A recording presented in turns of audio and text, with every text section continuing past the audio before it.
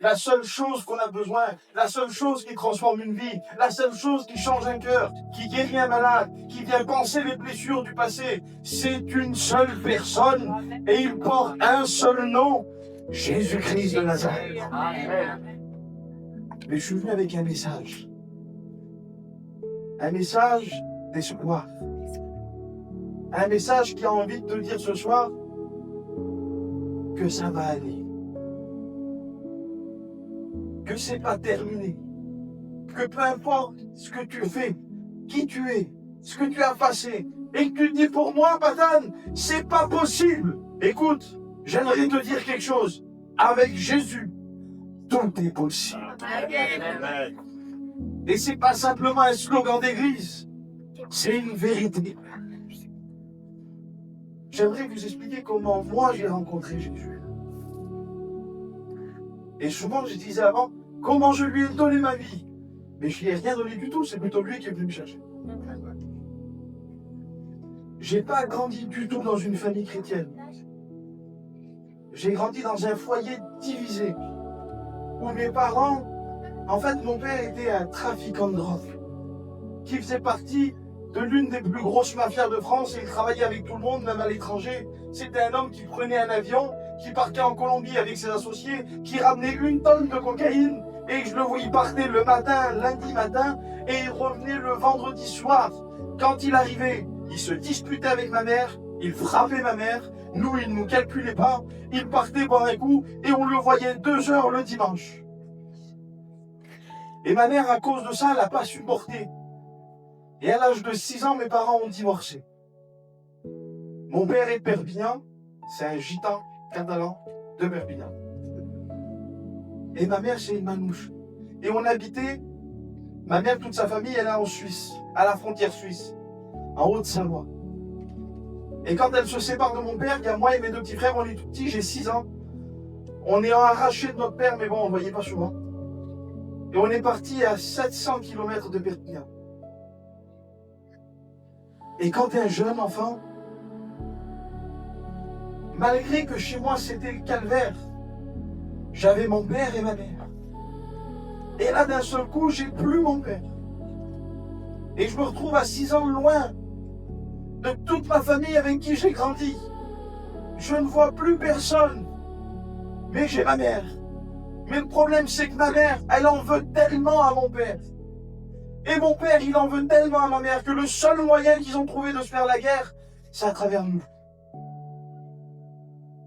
Alors ma mère, tous les jours, elle s'approchait de moi et elle me disait, mon fils, je ne t'aime pas.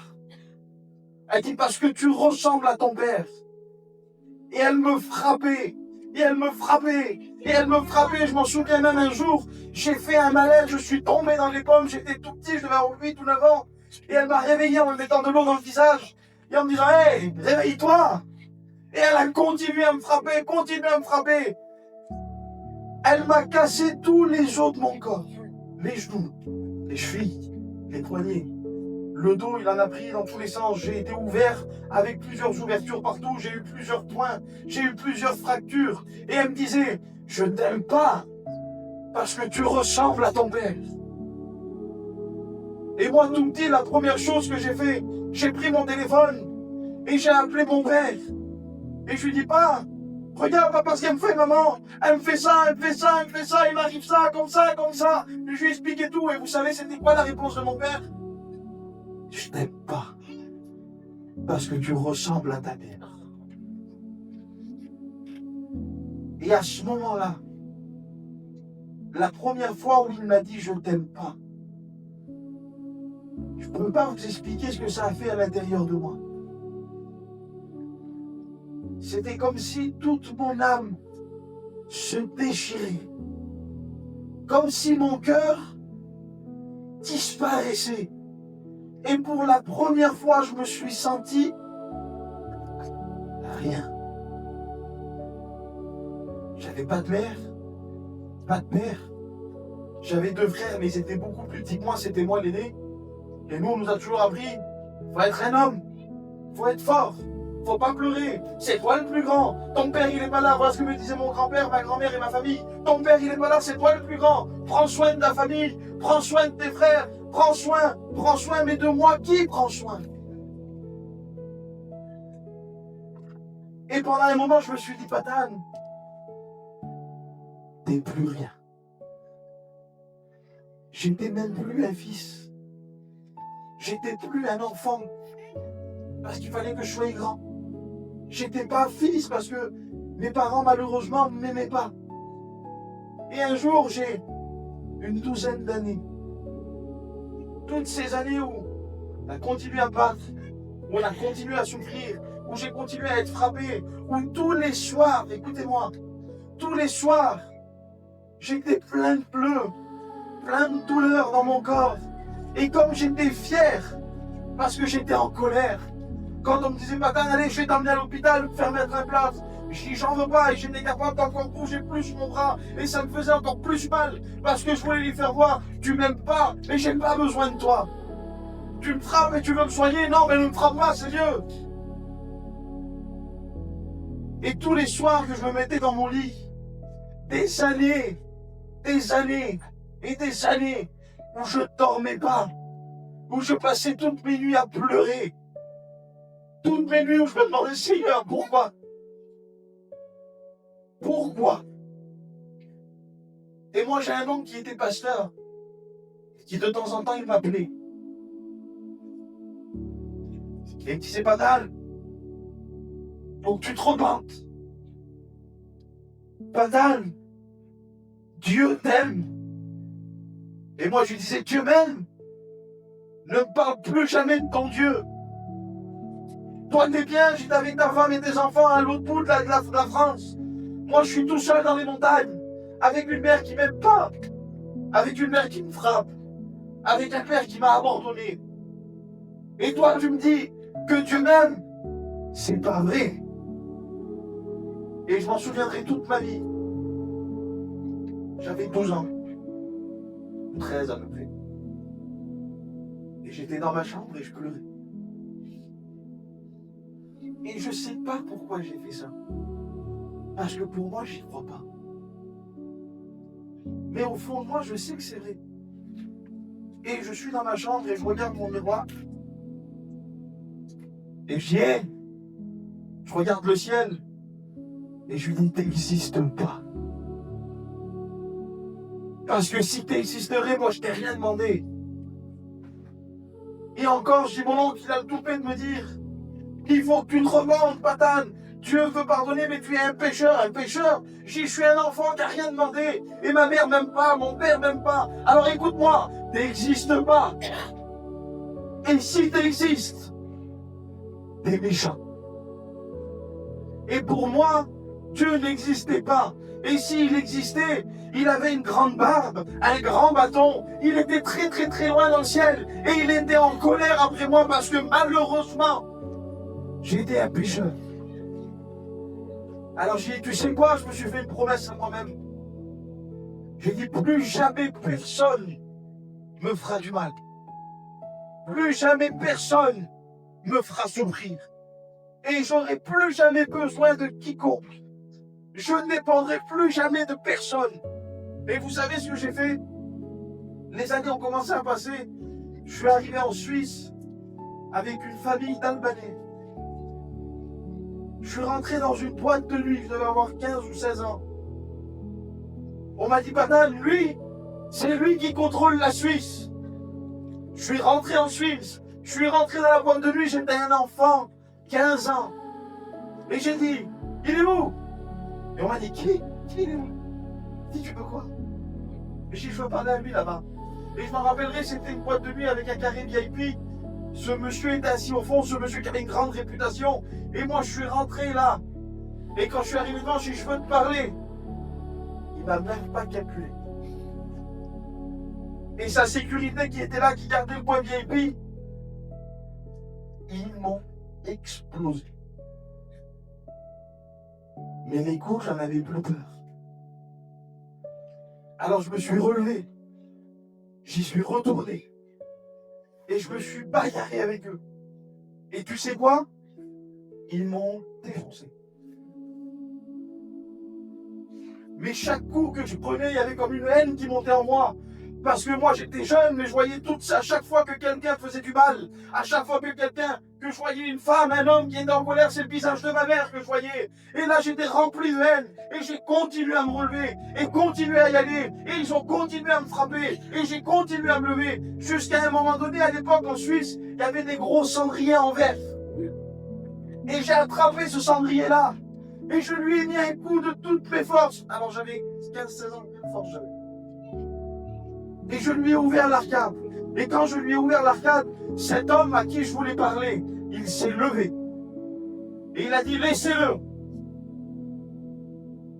Il a dit, approche-toi. Je me suis approché. Il m'a dit, qu'est-ce que tu veux boire? J'ai dit, de l'eau. J'en pouvais plus. Et il m'a donné une réponse à laquelle je ne m'attendais pas. Moi, je m'attendais à ce qu'il me dise, tu es courageux, tu es fort, tu n'as pas peur, tu vas venir avec moi. Et vous savez ce qu'il m'a dit? Il m'a dit, assis-toi. Il m'a dit, qu'est-ce qui t'arrive? Je lui ai dit, rien. Il m'a dit, non, écoute. Il dit, qu'est-ce qui t'arrive? Personne ne fait ce que tu fais là. Personne ne le fait. Qu'est-ce qui t'a? Et je lui ai dit, il m'a dit, ben, tu sais quoi? Je vais t'aider. Et en fait, d'une part, il m'a aidé, oui, mais d'une part, il m'a aidé surtout à m'enfoncer encore plus loin dans ces choses-là. C'est parce que du coup, ben, les portes de ce monde se sont ouvertes à moi et j'ai commencé à vendre de la drogue, à gagner de l'argent, à me débrouiller tout seul, à essayer. En fait, vous savez ce que j'essayais de faire? J'essayais simplement d'exister. Et après, on commençait à dire, ça, c'est Patane.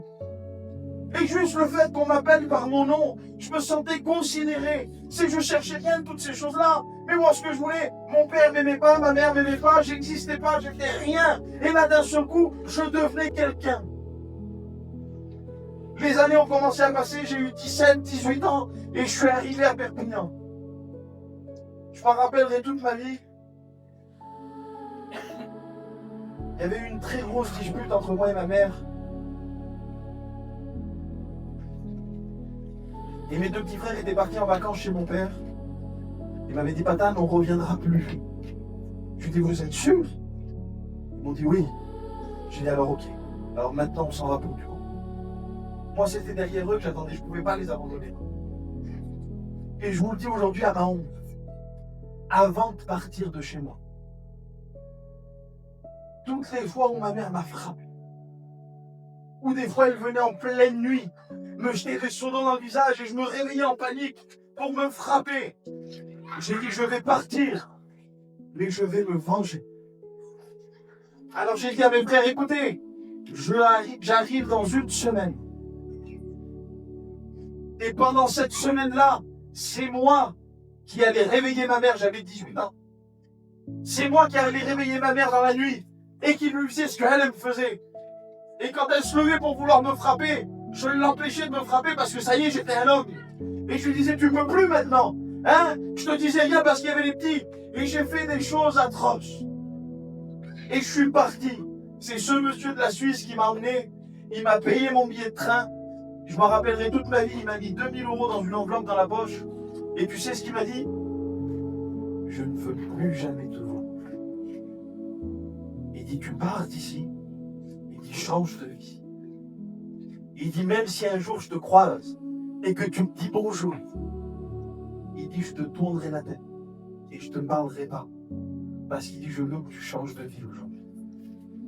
Et je suis arrivé à Perpignan et j'ai pas changé de vie. Parce que quand je suis arrivé à Perpignan, mon père, c'était un homme qui était très connu, où tout le monde le respectait. C'était un homme qui travaillait avec toutes les plus grosses mafias de France, de Corse, d'Espagne, d'Italie. Et quand je suis arrivé là-bas, ben, il m'a pas appris à travailler. Il m'a pas appris un métier.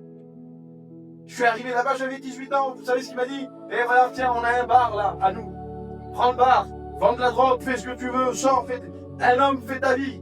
Et petit à petit, j'ai cherché que mon père reconnaisse en moi quelque chose. Parce qu'en fait, je vivais seulement à cause de mes blessures. Et pour aller plus vite à la fin de ça, mais c'était moi qui gérais tout. C'était moi qui m'occupais de tout. J'avais un... C'était comme ça, je ne me demandais pas pourquoi. J'avais un médaillon, c'était un soleil. Et quand les gens me voyaient avec ce médaillon-là, même les gens qui ne me connaissaient pas, ils disaient, c'est lui. C'est le garçon au soleil. Et on venait me proposer toutes les affaires que tu puisses imaginer. Drogue, armes, faux billets, séquestration. Tout s'il y avait un souci qu'il fallait le régler, on m'appelait. Et en fait, j'ai commencé à rentrer dans ça et je suis devenu le patin. Et pour moi, j'ai dit, ça y est, j'ai réussi. J'étais devenu quelqu'un. Toute la France me connaissait. Je gagnais bien ma vie. Je manquais de rien. Je voulais une paire de chaussures à 500 €, j'allais me l'acheter. Je voulais une voiture, j'allais la chercher. J'allais avec mes copains, venez tous, je payais les soirées à tout le monde. Ça me coûtait les 10, 12 000 €. J'avais réussi. Mais en fait, j'étais en train de courir derrière quoi? J'ai cherché pendant toutes ces années à régler des soucis dans mon cœur, à régler des blessures qui étaient là, à devenir quelqu'un, à courir derrière quelque chose qui me donnerait un peu de bonheur. Et tu sais quoi? Tout ça là, ça m'a rien donné. Parce que tous les soirs, quand je rentrais chez moi, que je fermais la porte de ma chambre et que là j'étais tout seul. Parce que quand il y a du monde, on fait tout ça. Patane, ça va. On plisse les yeux un peu, on tourne la tête, on fait des sourires. Ça va. Mais quand il n'y a personne, si quelqu'un te demanderait, ça va? Mais non, ça va pas. Et j'étais plein d'angoisse. Et je pleurais toute la nuit. Alors j'ai dit, c'est quoi le bonheur? La renommée, ça me fait pas plaisir. Les sorties, la famille, les cousins, l'argent, tout ça, je suis pas heureux. Qu'est-ce qu'il faut que je fasse? Et j'ai eu une idée. J'ai dit, si je me marie, j'ai mon foyer, ça sera le plus beau. J'ai moi, je serai pas comme mon père. Moi, je serai là. Et je serai un foyer modèle pour tout le monde. Et je me suis marié avec ma femme là. La plus belle femme de la terre.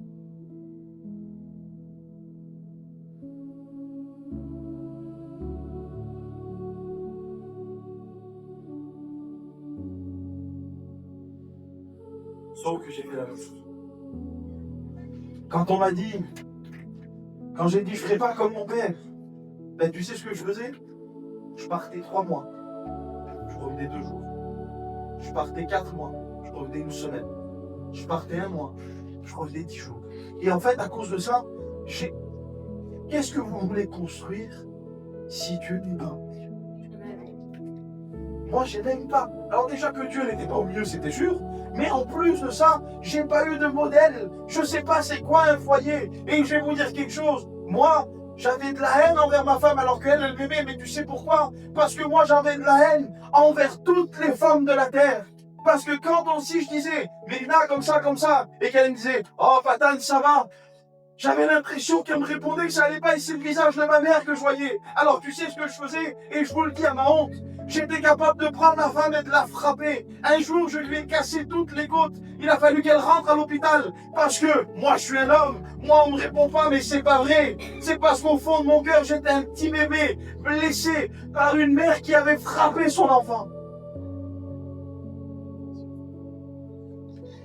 Alors à cause que j'étais jamais là, à cause de la fille qu'on a menée, les gens quand ils nous voyaient ils disaient mon Dieu. Et moi c'était ça qui me faisait rigoler. J'entendais toujours mon Dieu, qu'est-ce qu'on voudrait être comme eux. Aux yeux des gens les plus beaux, on manquait de rien. On avait tout ce qu'il fallait. Quand les gens nous voyaient, ils nous enviaient. Mais quand on rentrait à la maison, elle partait dans son coin toute seule pour pleurer. Et moi, je me cachais derrière mon trafic, derrière mes pleurs, derrière mes angoisses. On ne se parlait pas. Et à cause de ça, elle a fait une grande dépression. Et moi, c'était mon rituel, je faisais toujours ça. Je fermais la porte de chez moi, je sortais dehors, je regardais le ciel et je lui disais, vraiment, t'existes pas. Comment je vais faire pour être heureux? Comment je vais le trouver, ce bonheur-là? Et j'ai eu une idée, je sais. Si j'aurais un enfant, ça réparerait mon foyer. Moi, je partirais plus autant parce que c'est mon enfant. Tout ce qu'à moi on m'a fait, à lui, je lui ferai pas. Et j'ai fait maintes et maintes promesses. Et j'ai eu une petite fille.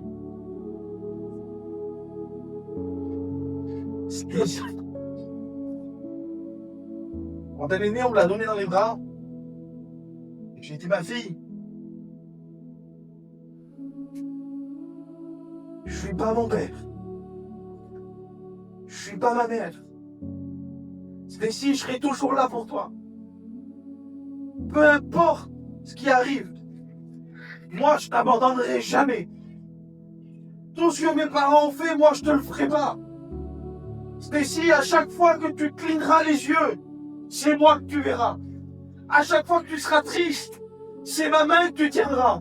À chaque fois que tu seras pas bien, c'est dans mes bras que tu seras. J'ai ma fille, je te jure, je te promets que je t'abandonnerai jamais.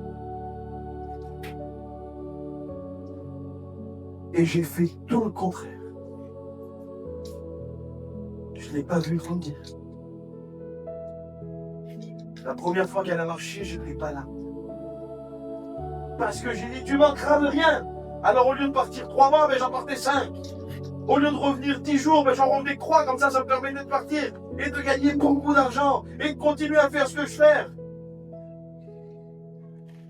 Et un jour, ça faisait 3 mois que je n'étais pas rentré à la maison et ma fille, elle avait à peu près 3 ans et demi. Et je vais vous faire une confidence ce soir, je crois que je ne l'ai jamais dit. Au bout de ces 3 mois que j'étais pas à la maison, la veille avant de rentrer, j'ai pleuré. Et j'ai pensé fort, fort, fort à ma fille. Et je me suis dit à l'intérieur de moi, mais Patan, qu'est-ce que tu fais? Qu'est-ce que tu fais? Tu crois que la petite, elle a besoin de toucher une idée de moi? Tu crois que la petite, elle a besoin d'aller à Disney et que t'amènes des 30, 40 poupées là? Je me disais, mais Patan, elle ne connaît même pas. Elle ne sait même pas que c'est toi son père. Et j'ai pleuré toute la nuit. Et j'ai dit, je rentre chez moi. Et je pars plus, c'est fini. J'ai pris ma voiture, j'étais à Paris. J'ai fait ces 800 km d'un seul trait. Je suis arrivé chez moi content. Je dis parce que ça va changer maintenant. Et quand je suis rentré chez moi, ma femme, elle pleurait. Et ma fille était allongée. Et je suis rentré, j'ai dit alors Stacy, je dis c'est moi, c'est papa. Et ma femme m'a dit Patan, elle dit attends. Elle dit assis-toi. Mais j'attends 2 minutes, je vais voir ma petite. Alors Stacy, ma fille, alors Stacy. Et j'avais pas de réponse, il n'y avait rien. Mais elle dit Patan, elle dit attends, assis-toi. Mais j'ai dit qu'est-ce qu'il y a? J'ai dit qu'est-ce que tu veux? Alors après j'ai commencé. Qu'est-ce que tu veux toi? Laisse-moi tranquille, ça y est, ça fait 3 ans que je suis malade, tu commences. Elle dit non, écoute, écoute. Et elle pleurait, mais j'ai dit allez, ça va, tu commences. Et encore tu pleures, encore tu. Je dis tu vas me prendre la tête. Elle dit non, elle dit Patan, attends. Elle dit pendant les 3 mois que t'étais pas là. Elle dit j'ai amené ta fille au docteur. Parce que ta fille, elle a marché quand elle était très petite, elle a marché avec les pieds sur 11 mois. Elle dit mais depuis un certain temps, elle ne veut plus marcher. Elle dit Patan, ta fille, elle parle pas. Elle joue pas. Elle casse tout. Elle a presque 4 ans, elle porte encore des couches, elle ne veut pas être propre. Elle dit quand tu vas la voir, tu vas voir qu'il y a un souci, mais je dis pourquoi? Elle dit ses yeux sont tendus. Mais j'ai dit qu'est-ce que tu dis? Elle dit Patan, les docteurs m'ont dit que la petite était autiste. Alors il y a plusieurs catégories d'autisme, il y en a qui ne voient pas, il y en a qui c'est bébé. Et moi c'était pire. C'était presque classé dans la même famille que les malades, les mongols. c'est une visuelle qui t'aime. Elle est handicapée. En plus, elle fait des crises d'épilepsie. Alors je me suis précipité dans la chambre et j'ai regardé ma fille. Et j'ai vu qu'il y avait un souci, qu'il y avait un problème. Je lui ai parlé. Je lui ai dit, ma fille, c'est moi, c'est mon cas. Et ma fille, elle faisait ça. J'ai dit, si, c'est moi. Et elle ne m'a pas regardé.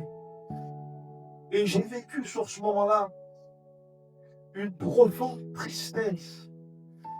Mais vous voulez que je vous dise la vérité? Même pas pour elle. Pour moi. Parce que je venais d'être privé, d'être regardé comme un bébé. Je venais d'être privé de l'amour de ma fille. Je venais d'être privé de toute cette vie qui m'attendait à vivre avec elle. Je venais d'être privé de tous ces moments et c'est ça que j'ai vu moi. J'ai vu ces moments où je devais jouer avec ma fille. Eh bien tu ne l'auras pas, Padane, ça non plus. J'ai vu le moment où ma fille elle courait, elle dans les bras, elle me disait papa, papa. Ben ça non plus, tu n'as pas le droit. Tous ces moments où elle aurait fait du vélo, où j'aurais acheté quelque chose et que je l'aurais vu sourire, où je me serais assis et que comme toutes les filles, ça joue à la dinette, ça fait semblant de faire du café, ça nous l'amène. Eh ben Padane, ça n'y a plus le droit. Alors j'ai regardé ma fille. Je suis sorti dehors. Et j'ai dit, hé, vraiment, n'existe pas. Et si t'existes, tu m'as tout pris. Mon enfance, ma jeunesse, mon foyer, et maintenant ma fille. Et parce qu'on avait une renommée d'être quelqu'un, et parce qu'il faut qu'on soit fort, parce qu'on ne parle pas, parce qu'on est des hommes, nous on pleure pas. Alors vous savez ce que je vais vous dire la vérité, à ce moment-là, si j'aurais pu mourir, monter la vie, parce que de toute façon, il n'y avait plus rien. Le bonheur, il n'existe pas. Mais comme j'étais lâche, j'avais pas la force seulement de me suicider. Alors je me suis mis en danger au plus haut point. Quand on me disait, Padane, dans telle ville, il y a tel et tel quartier, tel et tel gang, tel et tel monsieur, que lui, il contrôle tout. Ah, c'est un tueur, tu t'approches, il te tue. Vous savez ce que je faisais de suite quand j'entendais ça? Je disais rien à personne. Je montais dans ma voiture tout seul, sans rien. J'allais directement là-bas. Je rentrais, je me disputais avec lui, je frappais le monsieur, parce qu'en espérant que quelqu'un me tire dessus et que je meure et on n'en parle plus. Et tu sais quoi? Il m'est jamais rien arrivé. Jamais. Jamais. Jamais. Et un jour, je me retourne. Et je dis, hey, je dis même ma vie, n'en veut pas. Et je me suis ressenti comme la première fois où mon père m'a dit, Padane, je t'aime pas. Je me suis senti plus rien. Et un jour, ma femme, elle me dit, Padane, elle dit, on a amené notre fille dans les plus grands centres. On a dépensé beaucoup d'argent. Les meilleurs endroits. Elle dit, mais il y a une seule chose. Et là, il va falloir que tu acclames. Tu dis amen dans tous les sens. Elle dit, Padane, il y a un seul endroit, une seule chose, une seule personne qu'on n'a pas essayé d'aller voir. Elle dit, laisse-moi aller dans une réunion.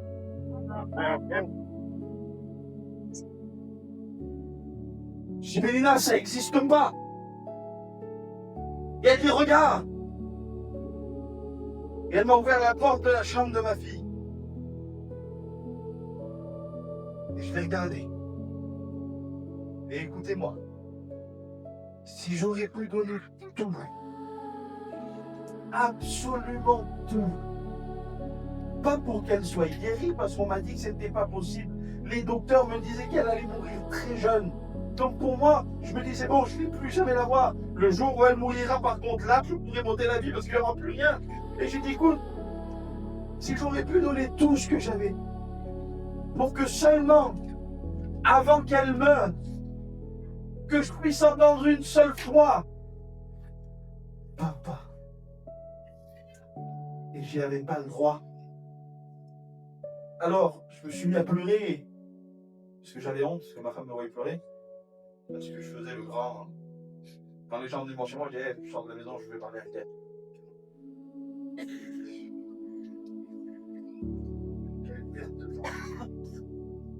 Mais j'ai dit, écoute, vas-y, toi, je vais moi, laisse-moi tranquille, moi, avec ça. Hein. Allez, vas-y. Et je fais micro après, je suis pas dans ma vas-y. Parce que je voulais pleurer. Et j'ai pleuré. Pendant 2 heures. Tellement pleuré que j'avais plus une seule larme à verser. Tellement pleuré que j'arrivais même plus à prendre mon souffle. Tellement pleuré. Vous savez, cette sensation où t'as les yeux qui brûlent parce qu'ils sont tellement secs, parce qu'il n'y a plus rien. Et 2 heures plus tard, j'ai entendu quelqu'un claquer fort la porte de chez moi. Et nous, on avait un bar à côté de chez nous, dans le même terrain. Et je croyais qu'il y avait un problème. Alors quand j'entends cette porte claquer, j'entends ma femme. Patane, vite. Alors la première chose que je fais, moi, je m'essuie les yeux, je cours dans la chambre, je prends une arme et je descends à chier. Alors là, ben, il ne manquait plus que ça. Et quand j'arrive en bas, écoute-moi bien. Des années que chez moi, c'est l'angoisse, la tristesse, la peur, les disputes, la colère, les pleurs, il y a toutes ces choses-là. Et pour la première fois de toute ma vie, c'est ma femme qui m'appelle et quand je descends, je la regarde et elle sourit. On sourit pas chez moi. Chez moi, c'est la catastrophe. Et là, elle sourit. Elle dit, Patane, elle dit, écoute-moi. Écoute, mais qu'est-ce qu'il y a? Il y a un problème, mais je sais pourquoi tu rigoles. Qu'est-ce qui se passe? Et là, elle dit, Patane, écoute. Elle dit, l'angoisse, c'est terminé. Les pleurs, c'est fini. La peur, les disputes, la colère, tout ça, c'est terminé. L'envie de suicide, c'est terminé. Elle dit, Patane, j'ai rencontré Jésus-Christ. Mais moi, je dis, qu'est-ce que tu dis? Parce que là-dedans, elle dit, je n'ai pas fini. Elle dit, non seulement j'ai rencontré Jésus, elle dit, Patane, le pasteur, il a prié pour notre fille. Et il m'a dit que si j'y croyais. Et c'est ça l'élément déclencheur. Église, est-ce que toi, tu crois? Amen. C'est pas pour lui, est-ce que tu y crois? Amen. Elle m'a dit, Patane, le pasteur m'a dit que si j'y croyais, dans 5 jours, ta fille serait totalement guérie. Gloire à Dieu. Gloire à Dieu.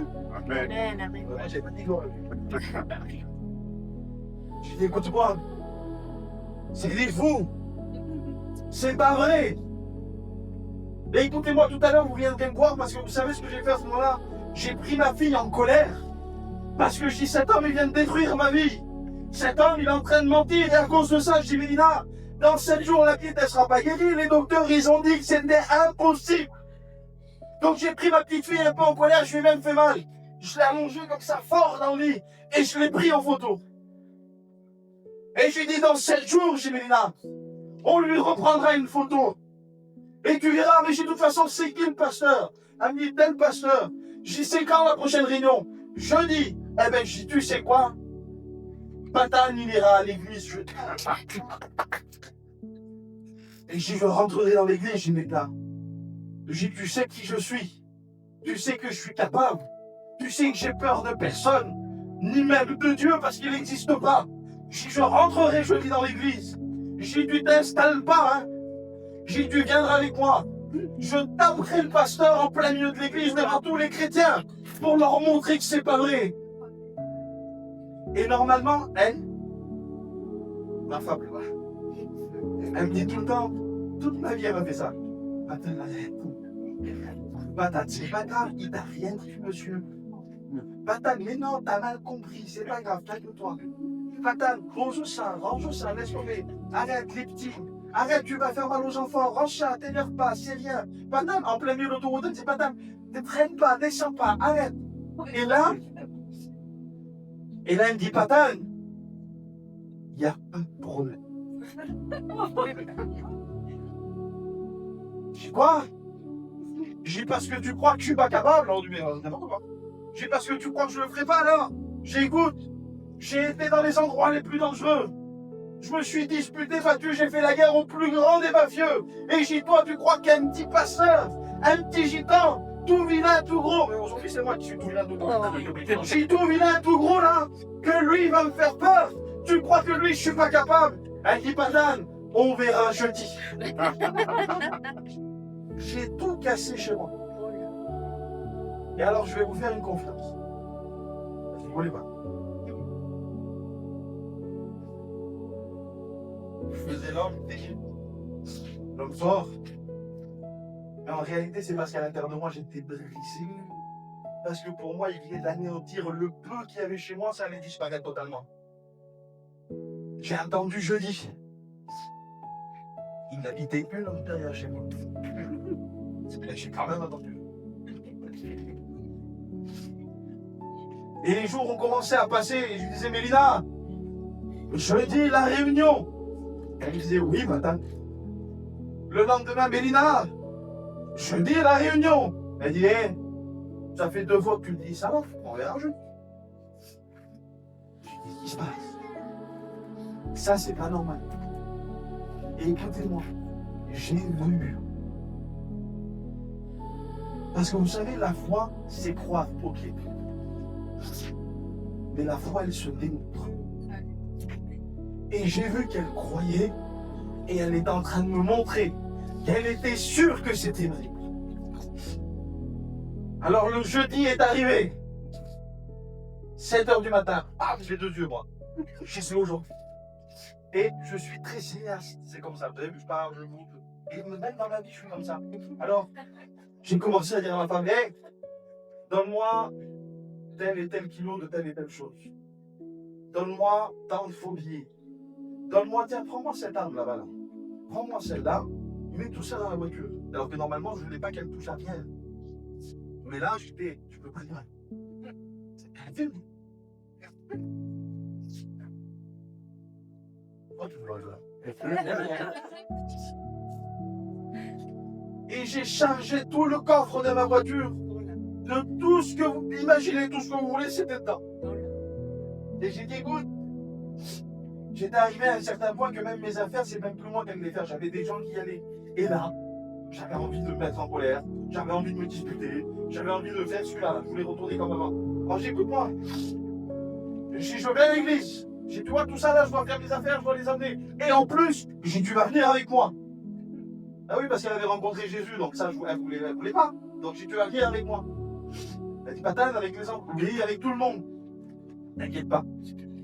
Si on rentrera à l'église, si je tape le pasteur, et ensuite, tu m'accompagnes, et je vais faire toutes mes affaires, je vais amener tout ça à tout le monde là. Et je suis arrivé devant l'église, je me suis garé. Vous avez vu Fast and Volume là? Alors que j'étais pas comme ça. C'est juste parce que j'étais un enfant. Un enfant. Pas un homme. Un enfant qui avait été brisé par l'autre. Brisé par sa famille. Brisé par l'angoisse. Par la peur.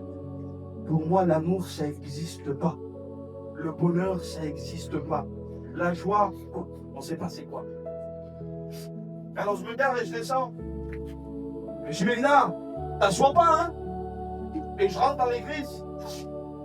C'est beau là, aujourd'hui, c'est une belle église. C'était un petit garage. Vous voulez que je vous dise quelque chose? C'est le garage où tout est possible à commencer. Et je rentre dans ce garage, à Perpignan. Et je dis, il est où? Et quand je dis, il est où, je vois ma femme qui est pas comme ça pour moi. Et elle va s'asseoir sur une chaise et elle ferme ses yeux. Et je la vois en train de prier. Je laisse là, j'ai dans 5 minutes, je vais la chercher, comme ça va. Et il y a un garçon qui vient me dire, oh Patane, je suis vraiment content que tu sois là. J'ai dans 2 minutes, tu seras plus content que je sois là. Je dis, il est où le pasteur? Elle dit, Patane, il n'est pas encore allé. Justement, j'ai fait tout. Alors j'ai attendu. Et le pasteur, il n'arrivait pas. Parce que vous avez vu, nous les gitans, on est très à l'heure. Très ponctuel. Jack, il vient comme ça. Alors j'ai attendu. Et vous savez qu'on a quand même on est quand même on est respectueux de toutes ces choses-là. Et j'ai l'oncle à ma femme qui était très gentil avec moi. Que quand je frappais sa nièce, vous savez ce qu'il me disait? C'était un chrétien. Il disait, Patane, t'as raison. Il dit, mais viens avec moi. Et comment je faisais tout mon scandale, alors c'était le seul qui arrivait à me calmer, parce qu'en fait, il me disait, t'as raison. Alors moi, plutôt les raisons, c'était mon meilleur ami. T'as raison. Et là, il me dit, Patane, il me dit, écoute. Il dit, assis-toi, ça te coûte quoi? Et il t'es là, et le scandale, tu vas le faire. Tu peux pas attendre 1 heure de plus, t'as attendu 1 semaine. Et ça m'a vexé dans mon oreille. Et c'est lui qui m'a dit ça, il m'a dit, tu le veux derrière chez toi. Donc si t'as attendu 1 semaine, tu peux bien attendre 1 heure. Et il dit, par contre, il dit, je te promets. Il dit que juste après la réunion, je prends le pasteur, je l'emmène chez moi, tu viens chez moi, et tu fais ce que tu veux. Oula. Alors, devant une si belle proposition, j'ai dit ok. Et je me suis assis. Et dès que je me suis mis sur la chaise, il est arrivé. Il a chanté, et en plus c'est merveilleux. Vous savez que Dieu ne fait pas rien au hasard. Parce que vous savez c'est quoi le premier cantique qu'il a chanté? Moi je crois que je le sais bien. Il a chanté ce cantique-là. Moi je crois que le Seigneur est au milieu de nous. Et moi je me disais, moi, et je disais, ah, il est là, Théo. Je me moquais. Il y a eu des témoignages qui sont menteux. Puis il a commencé même à révéler des choses. Et je lui dis, ah, mais comment? Et on se connaît tous. Et à chaque fois, je disais à l'oncle, à ma femme, je disais, ton pasteur, là, c'est un menteur. Ton pasteur, tu vas voir après. Ça ne m'intéressait pas, j'en voulais pas, il n'existait pas. Il a pris le micro, il a prêché pendant 2 heures en plus. J'ai rien écouté, je m'en foutais complètement. Et à un moment donné, il a dit, allez, on va passer aux annonces. Alors, les annonces, la semaine prochaine, et là, d'un seul coup, j'ai entendu quelqu'un, ah,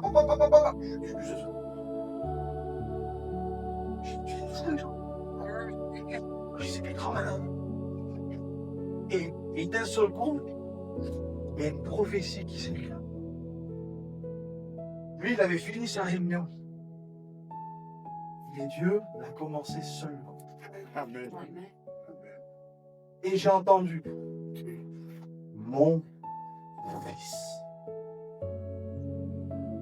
Je ne peux pas t'expliquer. Quand j'ai entendu mon fils, c'est comme si un souffle d'air venait rentrer à l'intérieur de mon cœur. J'avais l'impression que mon âme, elle s'était reconstruite, que mon cœur était redevenu vivant. J'ai commencé à avoir les larmes aux yeux, mais moi, personne ne m'appelle mon fils. Je ne suis pas un fils, moi. Et j'ai entendu mon fils, quand tu avais 12 ans, que tu étais dans ta chambre, que tu as pleuré, que tu as levé les yeux au ciel, et que tu as dit que je n'existais pas. Il dit, moi, jusqu'à aujourd'hui, je suis avec toi. Amen. C'est quelque chose que j'ai jamais dit. Personne ne le sait. C'était entre moi et oui, je savais qui. Alors là, ça commence à bouleverser ma vie. Je comprends pas ce qui se passe. Mais je ne veux pas me faire arnaquer. Je dis peut-être qu'il a eu un coup de chance. Combien d'enfants pleurent dans leur chambre? Et j'ai fermé mes yeux et j'ai pas prié parce que pour moi, je ne savais pas que ça existait. J'ai dit ça. J'ai dit, hey, à l'intérieur de ma tête pour que personne n'entende. J'ai dit, hey, écoute-moi. Je ne sais pas qui tu es. Je ne sais même pas si tu existes. Je ne sais même pas à qui je parle d'ailleurs. Mais j'ai dit, écoute-moi. Quand je suis rentré dans la salle, tout au fond, la salle, ça faisait un L comme ça. Et tout au fond, j'avais vu la moitié d'un visage d'un homme. Je dis, quand je suis rentré, l'homme qui avait tout au fond là. J'ai dit, je veux que tu te sers de lui comme tu as fait avec cette femme maintenant. Et attention, j'ai dit, je veux que tu me... Je veux que tu dises que tu as entendu ce que je viens de dire dans ma tête. Je veux que tu me dises que tout ce qui a été fait ce soir, c'était pour moi. Et je veux que tu répondes avec tes propres mots pour que je puisse voir que tu es vivant. Et moi, on m'a toujours dit, Patane, on ne provoque pas Dieu. Patane, Dieu est saint.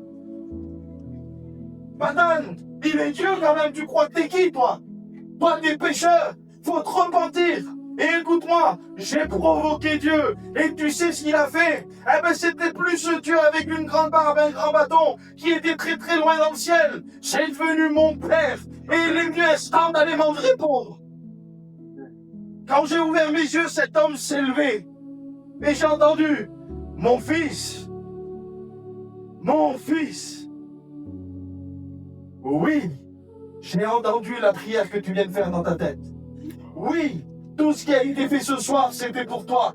Et oui, je réponds avec tes propres mots pour que tu puisses voir que je suis vivant. Écoute, laisse-moi te dire quelque chose. À ce moment-là, j'ai pas rencontré l'église, j'ai pas rencontré un pasteur, j'ai pas rencontré une religion, un mouvement, pas une dénomination. J'ai rencontré la plus belle personne de l'univers qui s'appelle Jésus-Christ. Alléluia. C'est plus un Dieu, c'est mon Père. Amen. J'ai vu toute ma vie défiler devant mes yeux. À chaque fois où je me mettais en danger, et il y avait comme une lumière blanche qui posait sa main sur mon épaule. Et j'entendais, je t'ai jamais abandonné, je t'ai jamais abandonné, je t'ai jamais abandonné. Je suis tombé à genoux. J'ai été en une fraction de seconde rempli d'amour. J'étais tellement aimé que j'ai eu peur. Je lui disais merci. Et en même temps, je lui demandais pardon. Je comprenais pas. J'étais mitigé entre deux choses. Et j'ai commencé à pleurer, à pleurer, à pleurer, mais pas à pleurer de tristesse, de peur, d'angoisse, de souffrance comme d'habitude. Je pleurais toutes les larmes de mon corps. Mais celle-ci, elle ne piquait pas. Toutes ces larmes qui coulaient sur mon visage, elle disait plus mais pourquoi? Elle disait merci, merci, merci, merci. Et j'ai tellement eu peur que je me suis levé. J'ai pas été voir le pasteur. Je suis parti en courant. J'ai pris ma petite fille dans mes bras, ma femme par la main et je suis sorti dehors. Et quand je suis arrivé dehors, je me suis arrêté. Je pleurais, je disais Mélina. Elle me disait qu'est-ce que t'as? Qu'est-ce qui t'arrive? Elle dit Mélina, je suis Mélina. Regarde la route. Je dis c'est trop beau. Je dis qu'est-ce que tu dis? Je dis Mélina, regarde le ciel. Je dis c'est merveilleux, Mélina, les arbres, c'est beau. Et je me retourne et je la regarde à elle. Je dis qu'est-ce que t'es bête? Tout était devenu beau. Tout avait changé.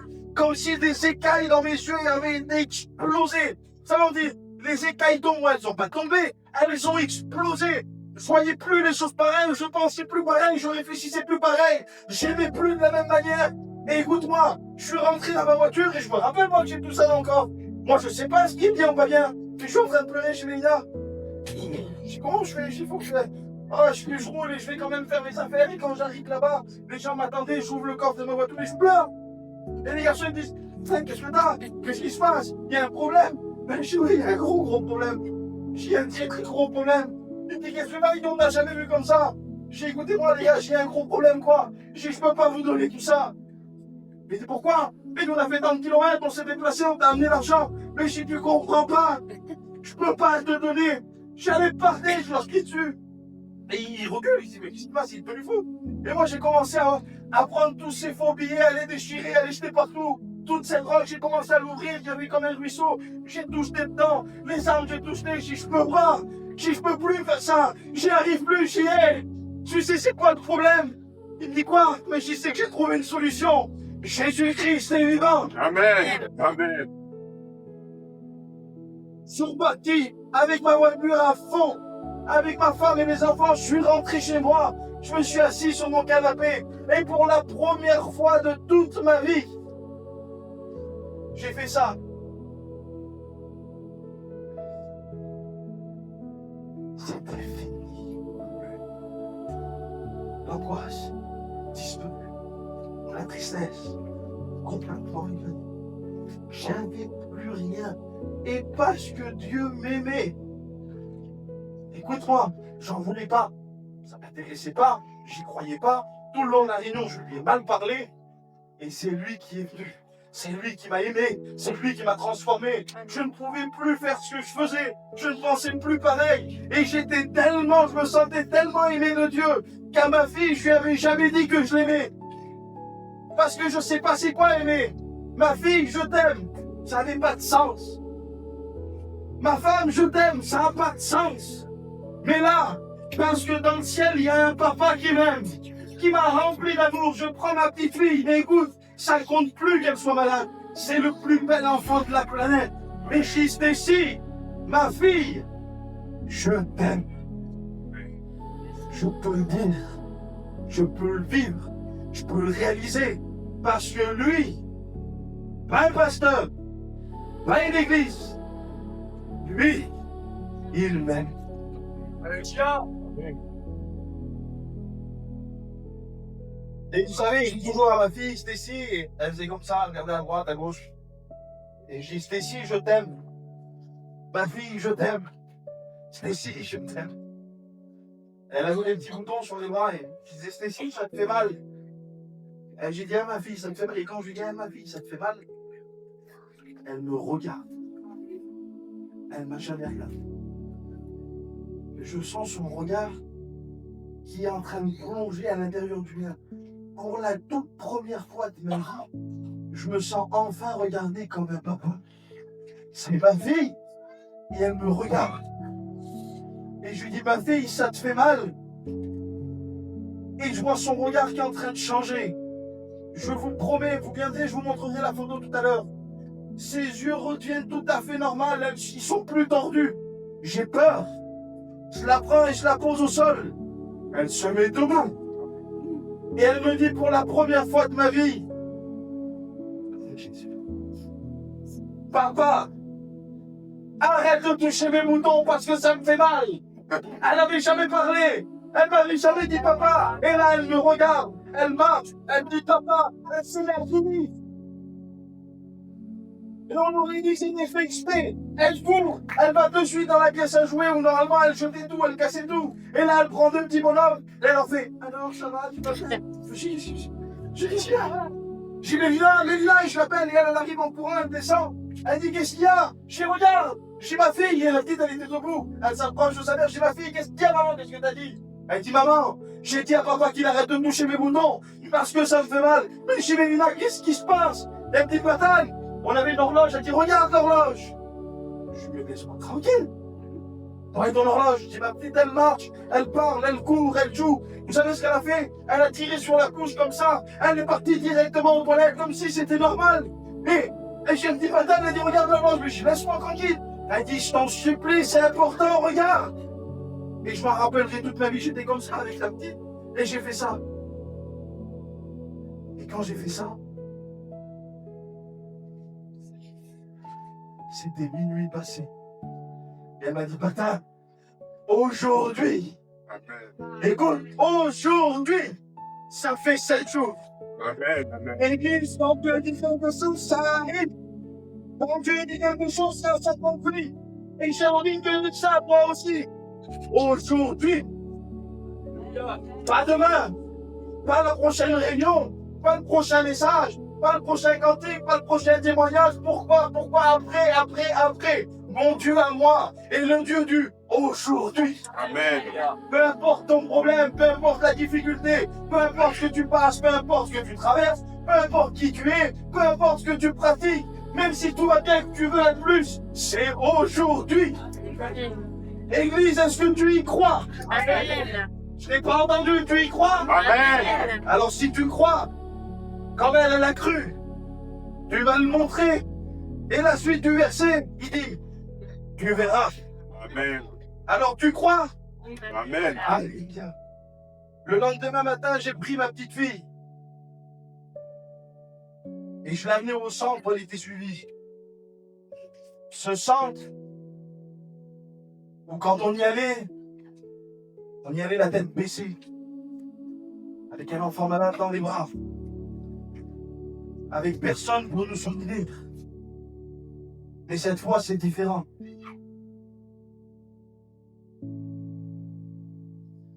Parce que cette fois, j'ai pas la tête baissée. Je suis fier. Cette fois, j'ai pas ma fille dans les bras. Marche. Cette fois, c'est pas moi qui ouvre la porte et qui va vers le docteur. C'est ma fille qui rentre. C'est elle qui ouvre la porte. Et c'est bizarre. Elle se dirige directement dans le bureau du docteur où elle était suivie. Et en fait, quand on a des enfants comme ça, un petit peu autistes, vous savez ce qu'ils leur font faire pour la motricité?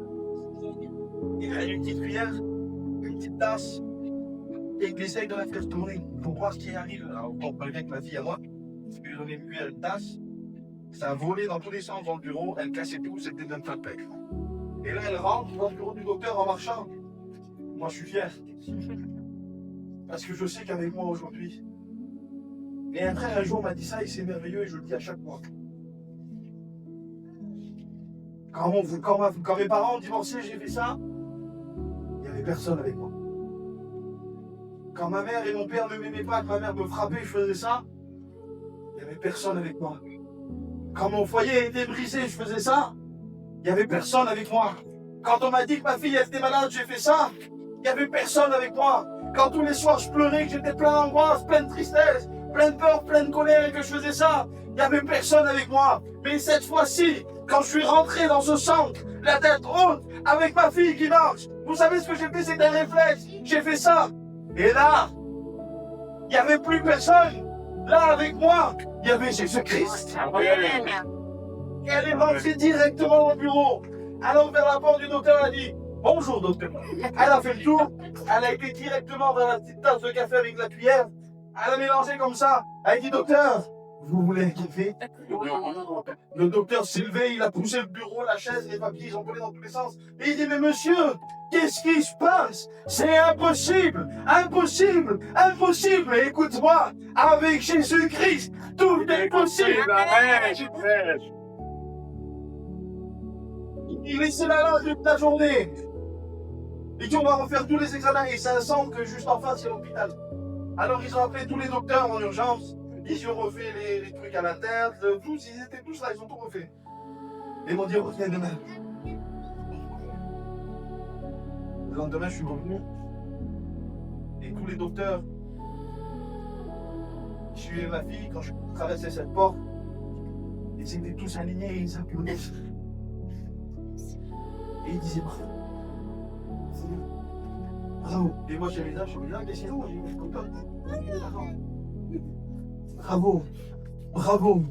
Bravo. Et je l'écoute, j'ai dit, qu'est-ce qui se passe? Je dis, dites-moi, qu'est-ce qu'il y a? Il dit, monsieur. Il dit, vous savez, il dit, on est des docteurs, on croit à la science. Il y a l'évolution, toutes ces choses-là. Il dit, je sais que vous êtes gitan et je sais que chez vous, il y a beaucoup de croyants. Il dit, monsieur, aujourd'hui, je veux bien croire que Dieu existe. Il dit parce qu'on est en train de vivre un miracle. Il est guéri totalement. Il maladie, il ne se guérit pas. Et il me donne un dossier. Et il dit regardez. Et là je vois, vous savez, comme un IRM ou un truc de la tête, ou un scanner de la tête. Et quand je vois ça, je vois dans le cerveau des taches noires. Et il me dit ça c'est quoi pour vous? Je dis ça c'est un cerveau. Oui. Et je dis, il me dit, c'est là, je sais pas. Et il dit, ça, c'est le cerveau de votre fille. Et toutes ces taches noires que vous voyez, c'est à chaque fois qu'elle a fait une crise d'épilepsie. Elle dit, même si on n'en fait qu'une seule, et qu'on n'en fait plus pendant 40 ou 50 ans, dans le cerveau, il y a une tache. On voit qu'il s'est passé quelque chose. Mais je vous avais dit qu'elle était guérie. Il dit, oui, elle est guérie. Il dit, ça, c'est le cerveau de votre fille. Mais moi, je m'en fous. Aujourd'hui, elle va bien. C'est pas grave, et il tourne une feuille. Il me dit, et ça c'est quoi? Et là je vois un beau cerveau, pas de tâche. Je dis, ça c'est le cerveau d'un enfant normal. Et il dit, non, vous vous trompez, il dit, monsieur. Je sais pourquoi.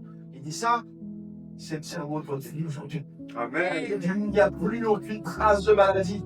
C'est comme si elle n'avait jamais été malade. Écoute-moi, ça, c'est Jésus-Christ. Et c'est lui que je suis venu parler. Parce que c'est lui qui guérit un malade. C'est lui qui change une vie. C'est lui qui guérit les blessures. C'est lui qui bouleverse le cœur. C'est lui, Jésus. Et écoute-moi, j'ai pas commencé en disant, il était une fois. Stécie, viens ma fille.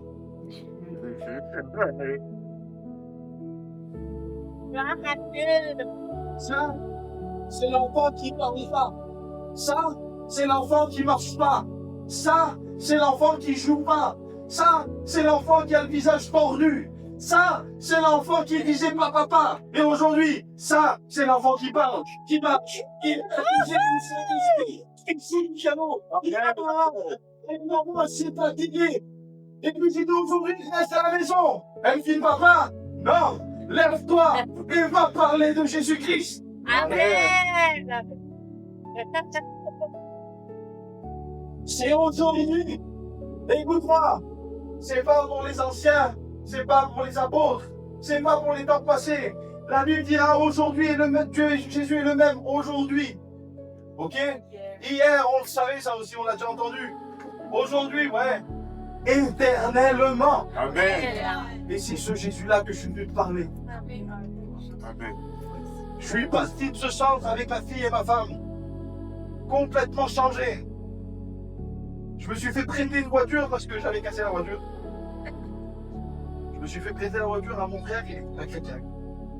Je monte dans cette voiture, moi, ma femme et ma fille, et je suis heureux.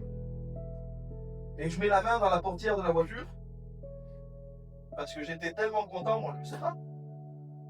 J'ai fait une seule réunion. Et quand je mets la porte dans la voiture, je suis heureux. Je m'en vais en Espagne, en vacances avec ma famille, et je dis on va mettre une flamenco. Alors je mets la main dans la portière, il y a un CD tout blanc. Et je le mets. Et écoutez-moi, je ne sais pas pourquoi, je ne sais pas comment il était là, ce frère. Qu'est-ce qu'il faisait là? Je ne comprends pas. Mais c'était des cantiques. Et moi, quand je lis ces cantiques, le pire, c'est que je dis à ma femme, il est devenu fou. Je dis, sors en boîte tous les nuits, il y a des cantiques. Et d'un seul coup, j'entends une voix audible. Et je la connais. C'est une voix qui me rassure. C'est une voix que quand je l'entends, je suis bien. Et je me mets à pleurer, je tourne un peu le visage pour pas que ma femme me voie, parce que j'étais encore un peu là-dedans, je pleure de 5 secondes. Non, c'est elle qui me dit, putain, arrête de pleurer, dans ça. Et Dieu me parle audiblement. Parce qu'il faut arrêter de croire que ce Dieu est loin, très loin, là, que on vit comme ça. Non, Dieu est vivant. Il est capable de te parler, il est capable d'agir, il est capable de se montrer. Jésus-Christ est vivant. Amen. Écoute-moi, tu vas dans n'importe quel tombeau de n'importe quel prophète, de n'importe quelle religion. Ils sont tous là, ils sont pas bougés. Le seul tombeau qui est vide, le seul tombeau qui a rien, le seul tombeau qui a personne à l'intérieur, c'est celui de Jésus-Christ. Amen. Parce qu'il est vivant. Amen. Et ne dis pas d'âne, écoute. Et mon cher Seigneur, deviens vivant. Mais c'est pas comme d'habitude. Ma famille est une grande famille de sorciers. J'ai l'habitude de voir des choses. J'ai l'habitude d'entendre des choses. J'ai l'habitude d'écouter des choses. Mais là, c'est différent. Ça me fait pas peur. Ça me rassure. Et du patate, écoute. Et quand j'écoute, ma fille passe la tête à travers les deux dossiers du ciel. Elle était au milieu derrière la voiture. C'est un cantique qu'elle ne connaît pas. Elle parle depuis une journée. Et j'entends encore une fois, écoute. Et là, ma fille se met à chanter. Le cantique, toutes les paroles, sans aucune faute, entièrement. Et je me dis, la fille ne pouvait pas parler. Et aujourd'hui, elle chante maintenant. Amen. Et moi, c'est pour ça que j'aime ces réunions comme on fait maintenant, qui a été organisée comme ça à l'improviste, parce que le premier cantique que j'ai entendu quand je suis rentré dans l'église pour frapper le pasteur, c'était moi, je crois que le Seigneur. Et le cantique que ma fille a chanté la première fois, c'était mon bien-aimé, Yeshua. Amen. Amen. Jésus, c'est lui ce soir qui veut se réveiller encore. C'est lui qui veut te montrer, ben oui, qu'il est bien vivant, qu'il est capable d'anéantir, de régler, de bouleverser n'importe quel problème que tu puisses avoir, n'importe quelle cicatrice, n'importe quelle blessure, n'importe quelle situation. La Bible à un moment dit ça, et il posa son pied à Gadara. Et le simple fait de poser son pied dans une région, les démons qui étaient là se sont inclinés, le territoire a changé, parce que la présence de Dieu était là. Et écoute-moi, j'ai une bonne nouvelle pour toi. Jésus veut pas simplement poser son pied dans ta vie, il veut faire de toi le temple, et il peut habiter entièrement à l'intérieur de toi. Que ton règne vienne sur la terre comme au ciel. Amen. Pourquoi tu vas attendre d'arriver au ciel pour être bien? Pourquoi tu vas attendre d'arriver au ciel pour être guéri? Pourquoi tu vas attendre d'arriver au ciel pour que ces blessures elles disparaissent? Ah, on est sur la terre, on souffre, mais quand on sera là-haut, non. Sur la terre comme au ciel. Écoute-moi, au ciel, il n'y a pas de malade, il n'y a pas d'esprit, il n'y a pas de démon, il n'y a pas de tristesse, il n'y a pas d'angoisse, il n'y a pas de peur, il n'y a pas de colère. Sur la terre comme au ciel. Alors j'ai une question pour toi. Et j'espère que tu es prêt. Est-ce que tu y crois? Amen. Je t'ai pas entendu. Amen. Église, respire, prends ton souffle, gonfle tes poumons et viens saisir ta bénédiction. Église, est-ce que tu y crois? Amen. Alléluia. Alors tu vas le voir. Amen. Alors vous savez ce que j'aimerais qu'on fasse? Ceux qui doivent partir ou qui veulent partir pendant ces moments-là, vous pouvez y aller, vous n'êtes pas obligé de rester. Si vous avez des choses à faire, il n'y a pas de souci. Mais aujourd'hui, vous savez, avant, quand je trouvais quelque chose, une bonne affaire, quelque chose qui allait me faire gagner de l'argent, je prenais bien le soin de le dire à personne. Et c'était pour moi. Et aujourd'hui, je ne peux plus faire ça. Parce que j'ai trouvé la chose la plus merveilleuse de la terre. J'ai trouvé la chose qui a restauré mon foyer, qui a guéri ma fille, qui a pansé mes blessures. Aujourd'hui, j'ai eu l'opportunité, il y a quelques années, qu'on se soit réconcilié avec ma maman. J'ai pu prier pour elle. Elle a accepté le Seigneur. Jésus est celui qui rend la vie. Amen. Il y a pas si longtemps que ça, je suis allé voir mon père. Je me suis mis chez lui, dans son salon. J'ai allumé le piano. J'ai dit à ma fille, Stécie, viens, on chante un cantique. Ma fille s'est mise à chanter. Mon père qui était au téléphone avec des mafieux en train de faire une affaire, il a écouté sa petite fille en train de chanter. Une onction est descendue dans la maison. Ma grand-mère qui était là s'est mise à pleurer. La femme de mon père était bouleversée. Ma soeur qui était dans la chambre est sortie. Et mon père, les larmes ont commencé à lui couler. Il est rentré dans la maison, il a regardé sa petite fille. Il a entendu un cantique, elle était en train de chanter. Il s'est mis à pleurer. Le mafieux qui était au téléphone, il a tourné le téléphone, il dit, regarde, lui aussi, il pleurait. Parce qu'écoute-moi, tout genou, et écoute-moi bien, tout genou, fléchit devant Jésus. Ça, c'est l'évangile. Pas une religion. Parce qu'aujourd'hui, musulmans, juifs, catholiques, évangéliques, protestants, telle église, tout est possible, vie lumière, les années qui tu veux toi. Jésus. Amen. Jésus. Jésus. Jésus. C'est ça qui doit y respecter. Jésus. Jésus et Jésus. Alors écoute-moi. Parce que je vais trouver et que ça m'a été donné gratuit. Amen. Alléluia. Aujourd'hui, je suis un foyer comblé. Aujourd'hui, on fait le tour un petit peu de toute la France pour parler de ce que Jésus a fait. J'ai une famille bénie. Amen. J'ai un deuxième enfant. Bon, lui, j'ai dit, Seigneur, donne-moi de la patience. Non, mais...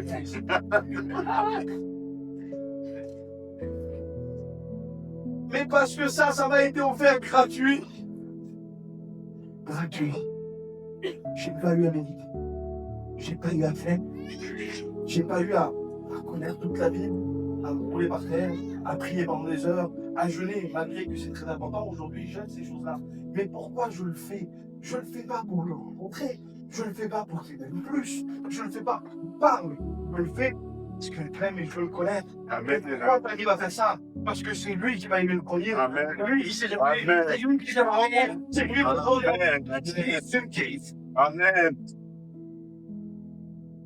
Alors écoute, je veux vraiment prendre un temps avec vous. Un temps d'appel. Où on va prier. Où on va demander à Jésus-Christ, parce que regarde ma main.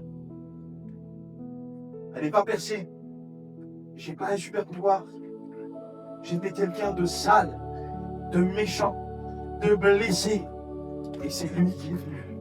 C'est lui qui m'a touché. C'est lui qui a changé ma vie. Alors Église, je ne sais pas par quoi tu passes. Je ne connais pas tes besoins. Mais je connais celui qui est capable de transformer tes besoins. Amen. Mon Dieu à moi. Le Dieu d'Abraham, d'Isaac et de Jacob. Et on le dit, hein, parce que c'est le Dieu des vivants. Mais écoutez-moi, Abraham, Isaac et Jacob, je ne les ai pas connus, moi. C'est le Dieu d'Abraham, d'Isaac, de Jacob, il n'y a pas de problème. Mais c'est surtout mon Dieu à moi. Amen. Le mien. Celui qui m'a sauvé. Celui qui m'a restauré. Celui qui m'a béni. Celui qui a changé ma vie. Et écoute, j'ai une bonne nouvelle pour toi. Si c'est mon Dieu à moi, c'est aussi ton Dieu à toi. Amen. Alors Église, est-ce que tu y crois? Amen. Amen. Alors, c'est ce que j'aimerais qu'on fasse. J'aimerais faire un appel. Alors, comme je vous ai dit tout à l'heure, les gens qui doivent partir et qui ont des choses à faire, je comprends, il n'y a aucun souci. Mais moi, je veux vraiment prendre le temps avec chacun d'entre vous.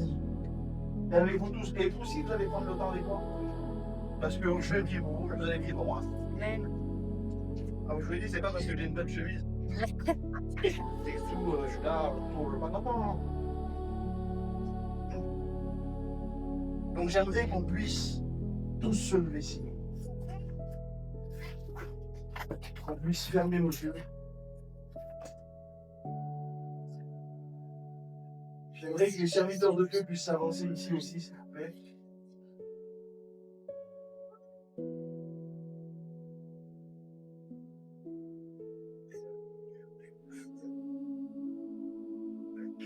Et on va vraiment prendre un temps où on va prier pour vos besoins. Et écoute-moi, ne te prive pas, ça serait dommage de passer à côté de ce que Dieu a prévu pour toi. Écoute-moi, je ne crois pas au hasard. Moi, je ne crois pas que ça s'est fait ce soir parce que, allez, j'étais là de passage. Ça s'est fait comme ça, on était chez moi et ma femme à Perpignan. Et je suis là. Si je dois aller passer 2 jours avec Jack et Benjamin pour Yannis Gauthier, si on allait passer une semaine. Comment ça, tu vas tuer? J'attends, j'envoie un message à Jack. J'ai dit, Jack, j'aimerais venir passer quelques jours là-bas avec vous. Est-ce que tu peux me trouver quelque chose? Ben, il dit, écoute frérot, c'est déjà tout trouvé. Il dit, j'ai un Airbnb pour toi, tu te mets chez moi. Alors ça fait une semaine presque qu'il me supporte. Je le laisse pas dormir. Mais écoutez-moi, si on est là, c'est parce que Dieu le veut. Si la réunion elle s'est déroulée comme ça, justement, avec les cantiques, on m'a envoyé une autre liste de cantiques pour ce soir. Je suis arrivé là, elle dit, mais on chante pas ça. On chante, moi je crois que le Seigneur, il est choix. Et quand elle m'a dit ça, c'est ce que j'ai vécu. Alors si Dieu a pris soin de toutes ces choses-là, tu crois qu'il n'a pas envie de prendre soin de ce que tu traverses dans ta vie? Alors vous savez ce qu'on va faire? J'aimerais faire un appel. Écoutez-moi, on est libre, on est en famille. Un jour, un homme disait ça, abat les masques.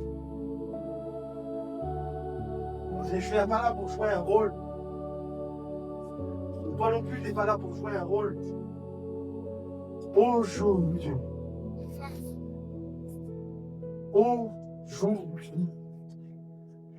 Quand Goliath s'est levé contre David, il a dit, aujourd'hui, pas demain, pas le prochain combat, pas la prochaine fois, aujourd'hui, l'Éternel te livrera entre mes mains. Alors qu'est-ce que tu veux faire? Qu'est-ce qu'on fait? Tu veux pas que ça soit aujourd'hui? Tu veux pas que ça soit aujourd'hui? Vous savez, je crois que je l'ai déjà dit ici, et ensuite on va prier. Mais je vais te le redire. Quand Jésus dit à Satan, quand Satan vient tenter Jésus et qu'il lui dit, retire-toi. Vous savez que le texte littéraire ne dit pas retire-toi. Il dit, suis-moi. Mais, Seigneur, suis-moi. La première fois que j'ai vu ça, moi, parce qu'on est des professionnels de la Bible, attention, on connaît toute l'écologie. Hein. J'ai fermé la Bible, j'ai dit, hey, ça c'est pas biblique. C'est une fausse traduction. Et Dieu me disait, pas Dan, dis-le. Suis-moi. Mais Seigneur, tu peux pas dire à Satan de te suivre. Satan, faut le chasser. Satan, faut qu'il parte. Nos problèmes, faut qu'ils disparaissent. Oui, mais il dit, regarde, Padan. Il dit ici, il dit, qu'est-ce que Satan dit? Il dit, il le laissa jusqu'à un moment plus favorable. T'en as pas marre quand tu dis, au nom de Jésus, va-t'en, au nom de Jésus, problème d'anéanti, au nom de Jésus, c'est terminé. Au nom de Jésus, la situation, elle change. Et ça part, et ça revient. Parce que la véritable révélation, c'est pas retire-toi, c'est suis-moi. Suis-moi, mais pour aller où? Seigneur, tu dis à Satan de te suivre, mais pour aller où? Et le texte, réellement, il dit ça. Suis-moi, et vous savez qu'il y a plusieurs traductions, c'est suis-moi, passe derrière moi, ou comme si on traînait un animal en laisse. Et je vais vous dire ce que Dieu m'a dit. Il dit, Nathan, tu te souviens la toute première prophétie de la Bible. C'est pas un homme qui l'a donné, c'est Dieu lui-même qui l'a été dit au serpent, hey, la postérité de la femme t'écrasera la tête. C'est pour ça qu'aujourd'hui, on va pas demander à tes problèmes, à tes blessures, à ta maladie, à tout ce que tu veux, de partir. On va les anéantir. Amen. Amen. Et dit, tu te rappelles cette prophétie? Oui. Ben, il dit, c'est comme si Jésus retournait au tout début dans la Genèse et qui disait à Satan, hé, Satan, quoi? Viens voir, suis-moi. Tu te rappelles de ça? Et que toi, t'as pas fait attention. Et que toi, t'as bouleversé la vie de mes enfants. Et que t'as détruit les foyers. Et que t'as touché à mes enfants. Et que t'as brisé des cœurs. Et que tu leur as donné des maladies. Tu te souviens de ça? Oui. Eh ben, suis-moi. Et c'est comme si Jésus avait saisi le serpent dans le jardin d'Éden et qu'il l'avait traîné tout le long de la Bible. Genèse, Exode, Deutéronome, Lévitique, vous les passez tous les livres des prophètes, jusqu'à un moment où il l'a traîné sur une petite colline, là où une croix a été dressée, là où il l'a écrasé, il a dit, hey, tout est accompli. Amen. Amen. Et il l'a traîné et livré en spectacle devant toute l'humanité, en triomphant de lui, ou de toute cette puissance, par la croix. Écoute-moi, ta maladie, accomplie. Ton angoisse, accomplie. Ta tristesse, accomplie. Ton problème, accompli. Et mais dis ce que tu veux, j'ai une bonne nouvelle pour toi. Mon Dieu, le Dieu d'Abraham, d'Isaac, de Jacob est ton Dieu à toi. Un jour, il a regardé ce que tu allais vivre. Il a regardé ce que tu allais passer. Et quand il était cloué sur la croix, il pensait à toi et il a dit, hé, j'ai tout accompli. Amen. Alors j'aimerais faire un appel. Peu importe, écoute-moi. Peu importe. Ferme tes yeux.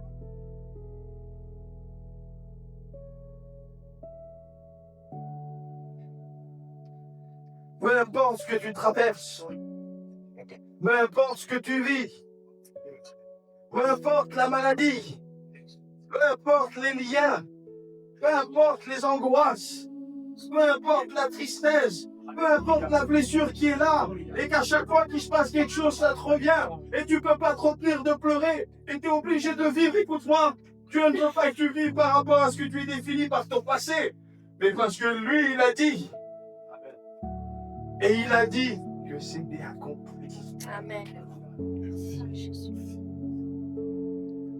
Alors j'aimerais faire un appel. Et c'est là qu'on va voir si tu crois. Hein.